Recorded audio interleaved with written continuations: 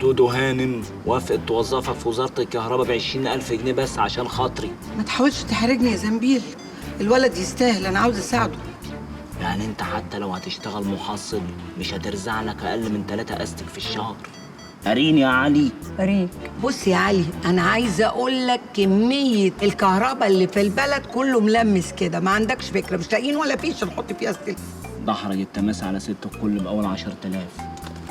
اتفضلي يا ست هانم. اسكوز مي، لا لا لا لا لا، ما مدش ايدي اخد حاجه زي كده. انت تحطهم على الترابيزه هنا، ومرات وزير الكهرباء بنفسها هتيجي تاخدهم. يكون في معلومك يا علي، انا لو بخدم لوجه الله. انا صعبان عليا البطانه اللي في البلد دي. البطالة؟ ايوه البطاله اللي موجوده في البلد، نو واي هسيبها كده، هفضل وراها. الله اكبر على الوطنية. وطنيه دي تبقى امك، ايه وطنيه؟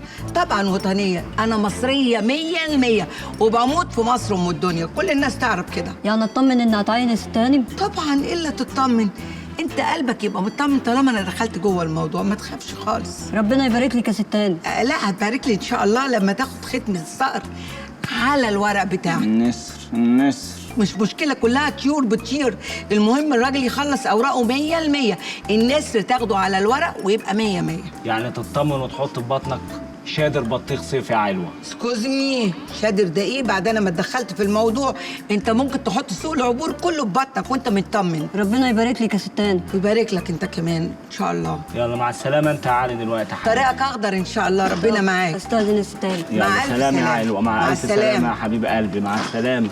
مع الف سلام. يا حول الله يا رب، ده الواد ده كنت عاوزه اتبرع له بدمي، الواد ما فيهوش حاجه خالص، ده عظم. تصور انا اشعرت. ما هو باين على راس امك اهو. بقول لك ايه، سيب الفلوس دي. انا عايز حقي، توتو على كبوته. اسمع لما اقول لك، بلا توتو بلا كبوته.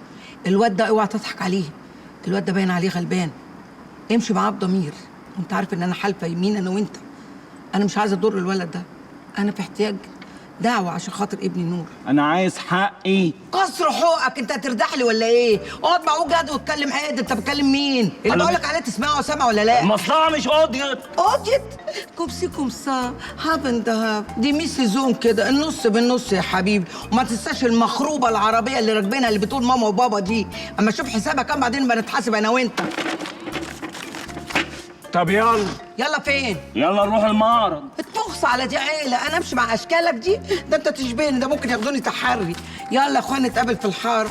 ما عطلكش، جابش ياخدوك تحري. الحقوني. والله انا مبلغ عنك.